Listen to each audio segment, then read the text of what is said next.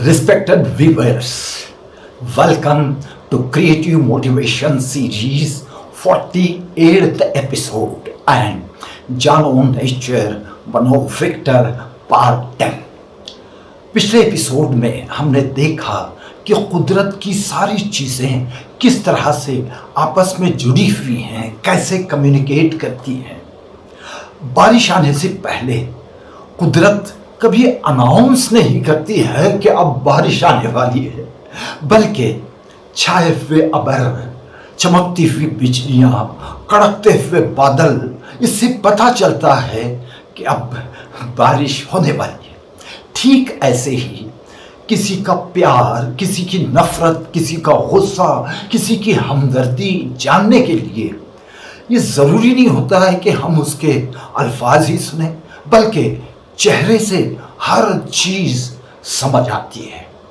ख़ासकर face reading और body language experts तो कमाल की नज़र रखते हैं। वो देखते ही बंदे की सारा चरित्र फौरन बता देते हैं। कम्युनिकेशन में एक गलती हम में से बहुत सारे ज़्यादा से ज़्यादा लोग करते हैं और ज़िंदगी भर पछताते हैं। दोस्तों, कम्युनिकेशन में आप क्या बोल रहे हैं इसे उतना महत्व नहीं होता, उतनी अहमियत नहीं होती। आप क्या बोल रहे हैं इसे उतनी अहमियत नहीं होती, बल्कि आप कैसे बोल रहे हैं ये मायने रखता है, इसको बहुत अहमियत होती है। सपोज आपको किसी चीज़ से इनकार करना है, you want to refuse something.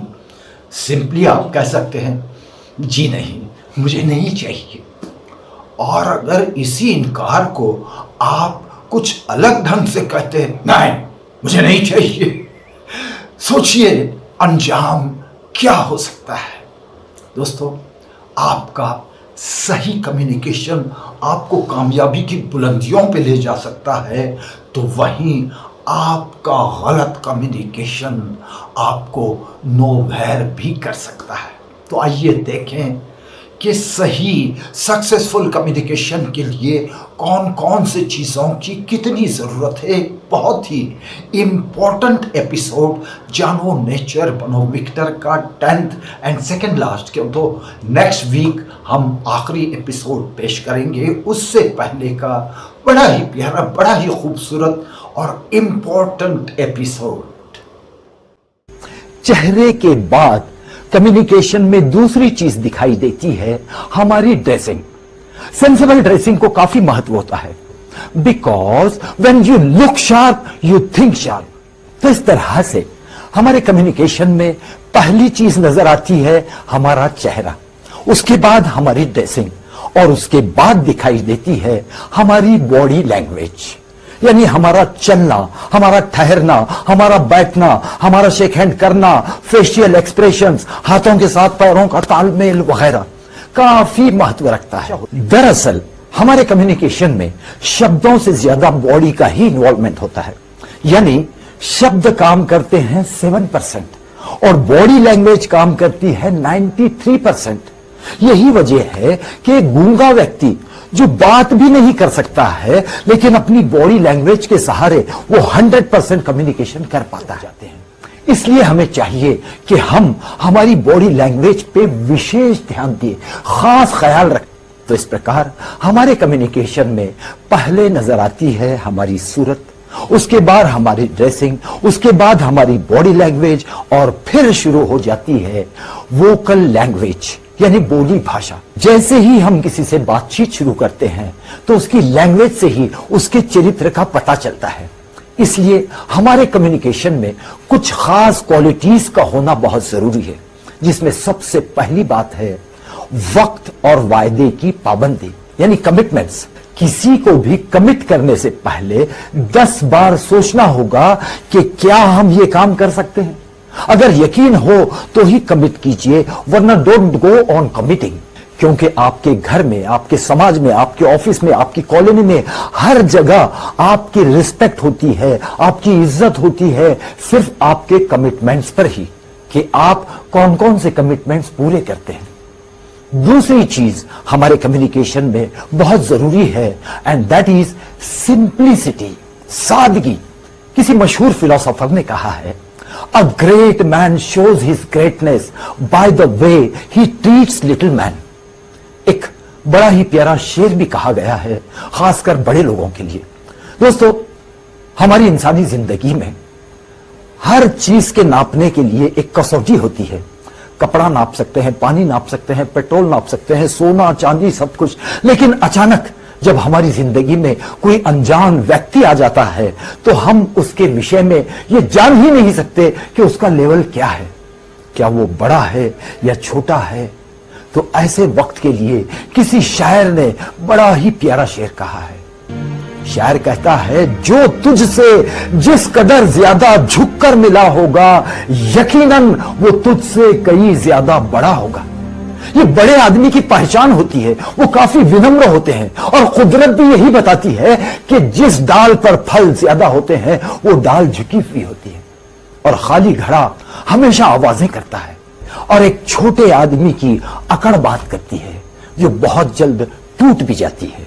तो इस तरह से हमारे कम्युनिकेशन में पहली चीज होनी चाहिए कमिटमेंट्स, दूसरी चीज सिंप्लिसिटी, और तीसरी चीज बहुत जरूरी, दैट इज हेल्पिंग नेचर।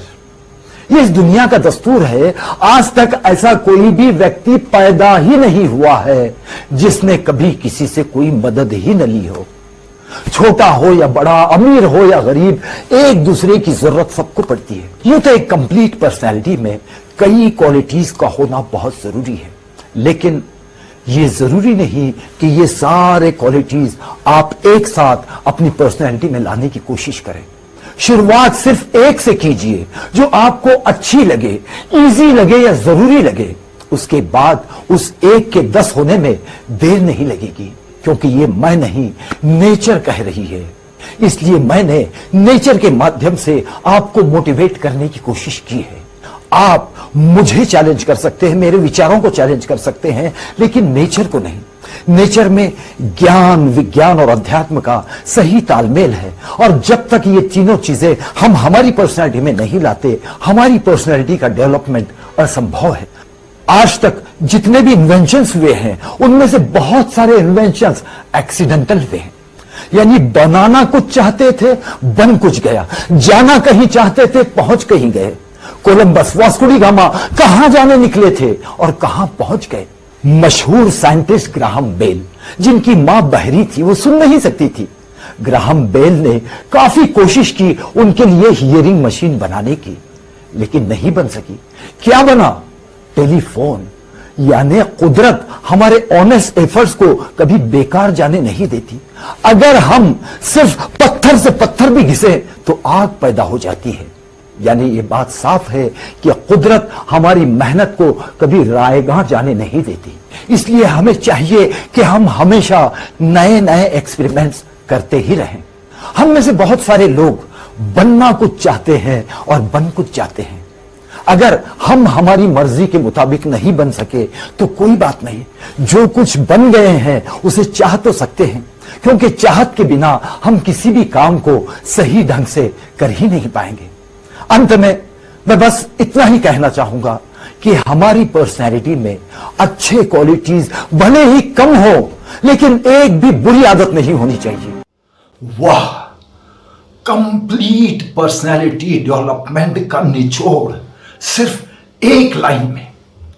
हमारी पर्सनैलिटी में अच्छे क्वालिटीज भले ही कम हो, लेकिन एक भी बुरी आदत नहीं होनी चाहिए। दोस्तों, एक धार्मिक व्यक्ति ने अपने धर्मगुरु से एक सवाल किया। कहा कि आप हमें जो जो बताते हैं, जो जो कहते हैं, हम वो सब करते हैं, लेकिन हमें ये कैसे पता चले कि हमारी पूजा, प्रार्थना, हमारी इबादत, हमारे प्रेयर्स ये कबूल हो रहे हैं या नहीं?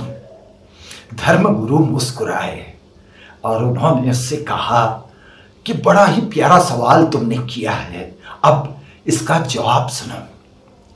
अगर कल तक तुम जो गलतियां, तुम जो गुनाह किया करते थे, वही गुनाह, वही गलतियां आज भी कर रहे हैं, तो समझ लो कि तुम्हारी पूजा, तुम्हारी प्रार्थना, तुम्हारी इबादत, तुम्हारे प्रेयर्स कुछ भी कबूल नहीं हो रहे हैं।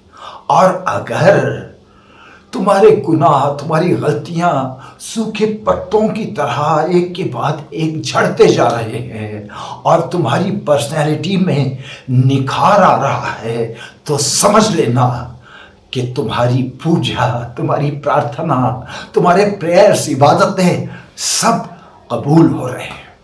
दोस्तों, समझदार के लिए इशारा काफ़ी होता है और हमारी ये सीरीज़ है ही समझदार लोगों के लिए। मैं फिर से एक बार अपने एक व्यूअर को सलूट करूंगा क्योंकि आप देख रहे हैं। लेकिन एक बात का मैं वादा करता हूं कि हमारी सीरीज एक नया इतिहास भी लिख रही है। जब कभी लॉज ऑफ नेचर का जिक्र निकलेगा, लोग रेफर करेंगे जानो नेचर बनो विक्टर को, because it's a unique concept. कड़ी रिसर्च और परिश्रम के बाद एक फर्ज समझकर मैं आप तक पेश कर रहा हूं। और next week this will be last episode of जानो नेचर बनो विक्टर। और सारे प्रेजेंटेशन 11 एपिसोड्स का, 11 पार्ट्स का निचोड़ आपको नेक्स्ट वीक संडे को देखने मिलेगा। हर संडे देखते रहिए क्रिएटिव मोटिवेशन सीरीज। और नेक्स्ट वीक 49th एपिसोड है और उसके बाद हम पेश करेंगे 50th, एक अलग ढंग का episode. So please take extreme care. Thank you very much.